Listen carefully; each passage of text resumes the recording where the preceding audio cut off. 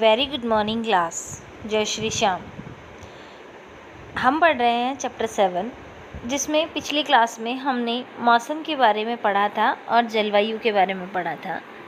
आज हम बात करेंगे कि अगर हम प्रतिदिन की बात करें, रोज़ाना की हम बात करते हैं, तो ये जो मौसम में या तापमान में जो परिवर्तन आता है या मौसम में परिवर्तन किस वजह से आता है। मौसम में सभी परिवर्तन सूरज के कारण आते हैं, सूर्य के कारण आते हैं। सूर्य अत्यधिक उच्च ताप पर गर्म गैसों का विशाल गोला है। इस पे क्या है, सूर्य के ऊपर बहुत सारी गैसें हैं और उन जितनी भी गैसें हैं वो सारी बहुत ज़्यादा तापमान पर हैं।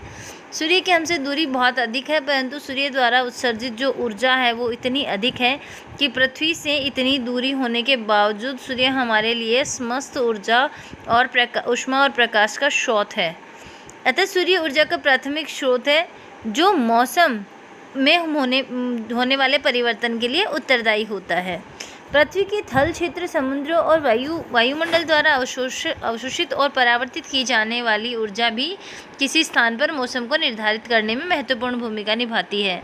यदि आप समुद्र के समीप रहते हैं तो आपने यह अनुभव किया होगा कि आपके स्थान का मौसम रेगिस्तान या पहाड़ी क्षेत्र के आसपास से काफ़ी अलग होता है। तो ये जो भिन्नता आती है अलग अलग स्थानों की जो जलवायु अलग अलग होती है, इसके कारण। अब देखिए, सबसे पहले हम बात करते हैं जलवायु की। मौसम विज्ञानी प्रतिदिन मौसम संबंधी आंकड़ों का रिकॉर्ड करते हैं। पिछले अनेक दशकों से यानी कई सालों से ये रिकॉर्ड जो है वो सुरक्षित रखे गए हैं। इनमें हम किसी स्थान के मौसम का जो पैटर्न है उसका निर्धारण करने में सहायता मिलती है।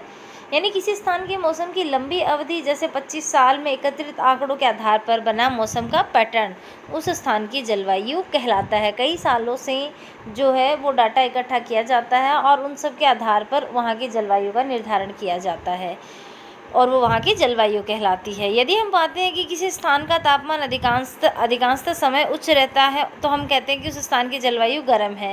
या इसके अतिरिक्त उस स्थान के अधिकांश दिनों में भारी बारिश होती है तो हम ये कह सकते हैं कि वहाँ की जलवायु गर्म और आर्द्र है। आर्द्र का मतलब नमी। बारिश अगर ज़्यादा होती है तो वायुमंडल में नमी बनी रहती है।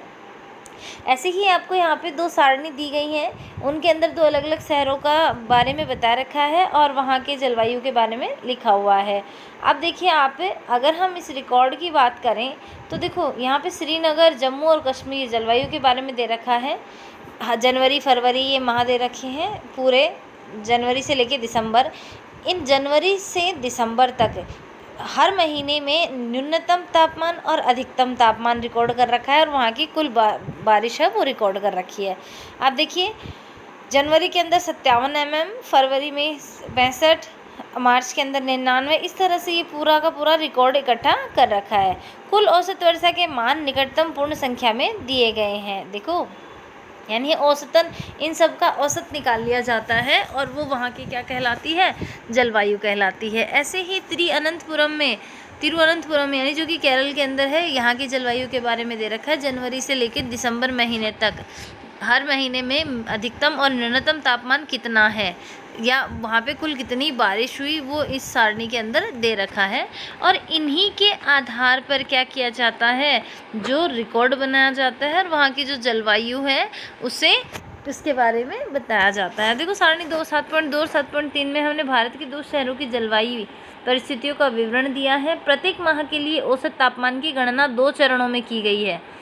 हम पहले माह में प्रत्येक दिन के लिए रिकॉर्ड के लिए तापमान का औसत निकालते हैं। इसके बाद हम पिछले कई वर्षों में उसी माह में लिए गए अनेक वर्षों के औसत तापमानों की गणना करते हैं। इससे हमें औसत तापमान मिल जाता है। 2 स्थान, जम्मू कश्मीर और श्रीनगर और केरल में तिरुवनंतपुरम, ये 2 जगह दे रखी हैं। सारणी 7.2 और 7.3 देखने पे हमें आसानी से जम्मू कश्मीर और केरल में औसत तापमान में अंतर देखने को मिलता है। यानी दोनों सारणियों को आप ध्यान से देखो और जनवरी महीने में, फरवरी महीने में, हर महीने में अधिकतम और न्यूनतम तापमानों में बीच में आप अंतर देखो, वहाँ पे अंतर मिलेगा।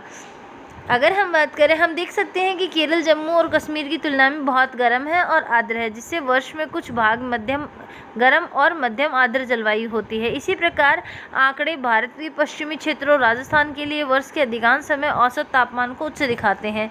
यानी राजस्थान में क्या है, अधिकांश समय क्या होती है, जो तापमान रहता है वो उच्च रहता है, लेकिन सर्दियों में जो सिर्फ कुछ माह के लिए होती है, तापमान काफ़ी कम हो जाता है। इन क्षेत्रों में बहुत कम बारिश होती है।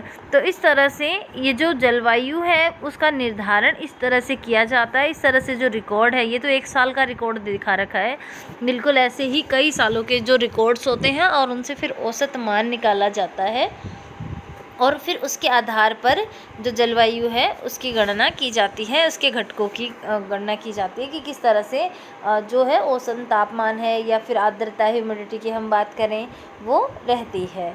तो आज के लिए आपका जो क्वेश्चन है वो, इससे पहला जो चैप्टर मैंने आपको करवाया था उसके लास्ट के 4 क्वेश्चन रह गए हैं, तो आप लोगों को वो 4 क्वेश्चन करने हैं। और किसी भी क्वेश्चन में या किसी टॉपिक में कोई डाउट हो तो आप मेरे से पूछ सकते हैं। जो मेरे व्हाट्सएप नंबर है आप उन पे मैसेज कर सकते हैं, जो भी क्वेश्चन आपको पूछना हो। Thank you.